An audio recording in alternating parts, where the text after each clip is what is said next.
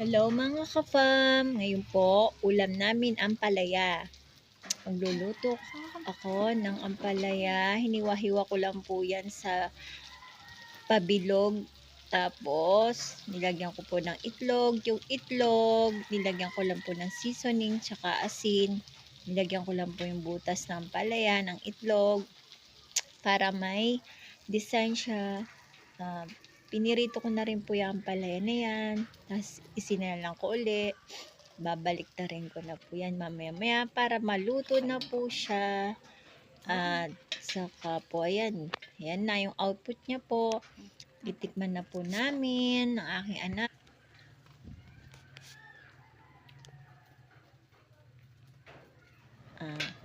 Masarap naman ang kinalabasan. Okay naman. Pasado naman sa kanya.